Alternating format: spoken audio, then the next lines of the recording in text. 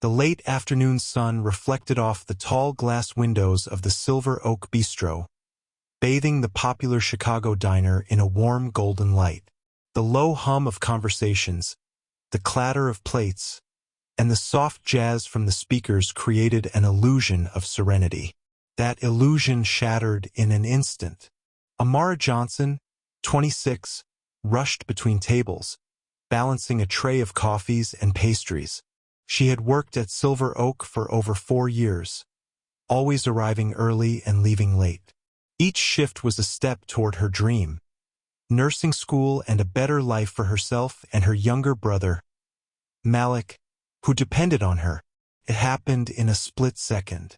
Her elbow nudged a cup of Richard Coleman's coffee, a tall, black pour-over with a cinnamon stick, sending it spilling onto his designer gray suit.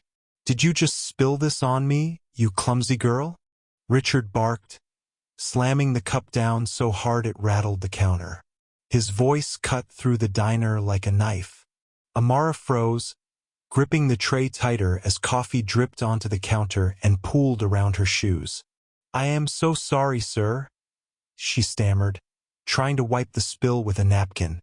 Richard's face flushed crimson, not from the coffee, but from fury. "Clumsy? You call this service? Look at you. Do you even know how much this suit cost?" The other customers fell silent. Forks hovered mid-air. The waitress next to Amara, Julia, peeked from behind the counter, her eyes wide with concern. No one moved. No one intervened. "You people should stick to cleaning floors if this is the best you can do," Richard sneered. "Serving customers is clearly beyond your abilities." Amara felt her chest tighten. This wasn't just embarrassment. This was humiliation in public, and it carried the weight of every sleepless night, every sacrifice she had made to survive in a world that had never been kind to her. Amara glanced at the register. She had only a few weeks left before her next tuition payment for the nursing program, money she had scraped together from overtime shifts and extra tables. Losing this job wasn't an option. Her thoughts drifted to Malik, who had stayed at home today because their mother was sick. He was counting on her to pay the rent, to keep their small apartment warm, to put food on the table. Every insult felt like a threat to his well-being too.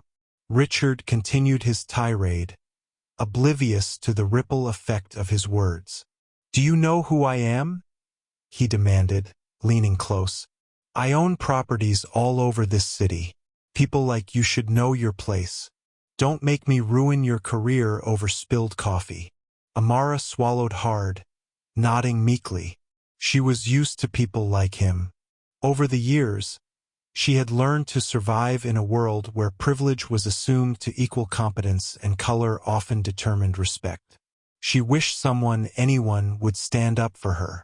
At the corner of the diner, Ethan Ross sat quietly in his booth, a weathered copy of The Art of War resting open in front of him. He was a white man in his early 40s, wearing a worn denim jacket and faded jeans, hands marked with faint scars from labor he'd never bragged about.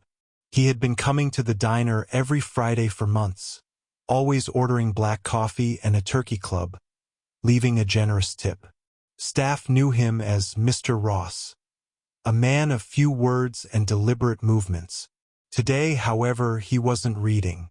His calm, calculating eyes were fixed on Richard Coleman. He noticed the way the man's face twisted in rage, the way the other customers shrank in discomfort, and the trembling hands of the young woman behind the counter. There was a stillness in him that seemed almost unnatural, the kind of quiet patience that comes only from observing chaos without fear. He watched.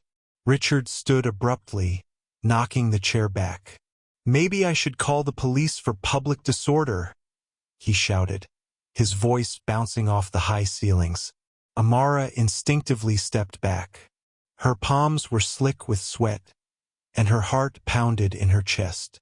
She had faced discrimination before, subtle and quiet, but never this blatant, this public. "You'll never work here again," Richard continued, gesturing toward the counter as if he owned every tile. "You're lucky I'm not taking this outside and letting everyone see how useless you are." The diner fell silent. Julia, the other waitress, stepped closer to Amara, mouthing, "Stay calm." Amara's lips quivered. She wanted to defend herself, to scream back, but the words caught in her throat. She had learned long ago that defiance often brought worse punishment in a world that didn't care about her struggles. That's when Ethan rose. Ethan didn't rush. He didn't shout. He simply stood, a quiet figure moving with controlled authority. His presence alone seemed to slow Richard's momentum. "Excuse me," Ethan said, his voice low but commanding. "I think there's been a misunderstanding here." Richard laughed dismissively. "And who the hell are you?" Ethan met his gaze evenly. "Someone who's seen men like you before, and knows exactly how this ends." A hush fell over the diner. The customers leaned forward. Even Julia forgot to breathe. Richard's smirk faltered. He gestured aggressively. "You're not my problem. Mind your own business." Ethan took a deliberate step closer. "Actually," he said, "this is everyone's business. You see, respect isn't optional." From his coat pocket, Ethan pulled out a small badge. Not flashy, not loud, but official. "Special Agent Ethan Ross, Civil Rights Division," he said calmly. Richard's face went pale. He swallowed. His arrogance cracked. "You've been under investigation for months," Ethan continued, voice precise. "Workplace discrimination, harassment, intimidation of tenants, public humiliation. You just accelerated the process with your own behavior." The diner went dead silent. The hum of jazz and chatter was gone. Every eye followed the confrontation. Richard attempted to laugh, but it sounded hollow. His expensive suit suddenly seemed irrelevant, fragile against the authority standing before him.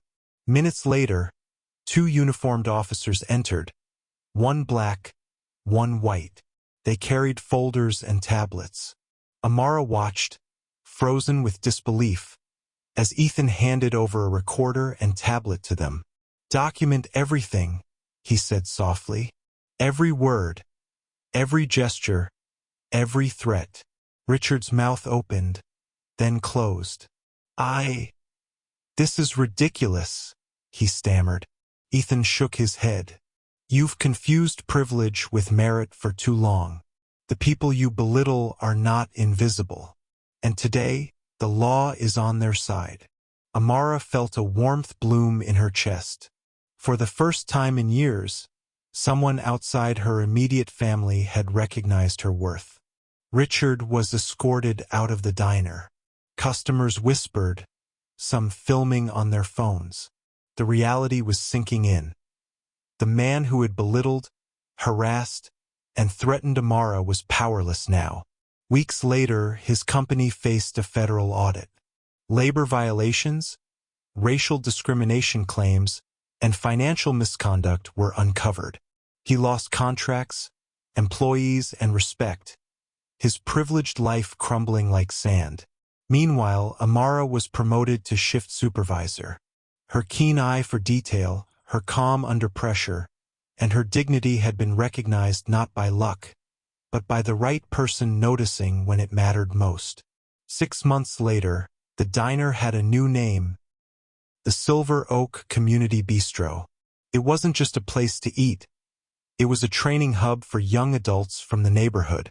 Culinary classes, administrative workshops, and mentorship programs flourished under Amara's leadership. Malik now helped her manage deliveries and front-of-house duties after school. Their small apartment had grown brighter with hope, their lives steadier. Ethan visited occasionally, always quietly. He never sought recognition. He only observed, a guardian who had once turned the tide of injustice with nothing more than calm authority and careful planning. Amara stood behind the counter one evening, watching young people chop vegetables and take orders. She reflected on the events that had changed her life. Humiliation turned into opportunity. Injustice transformed into empowerment.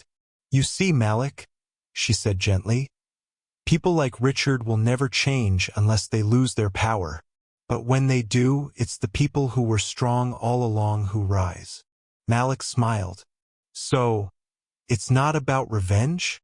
Amara shook her head. "No. True power isn't revenge. It's building something so great that cruelty becomes irrelevant." Outside, Chicago's skyline gleamed in the twilight. Inside the Silver Oak, lives were being rebuilt, dignity restored, dreams nurtured, and hope renewed.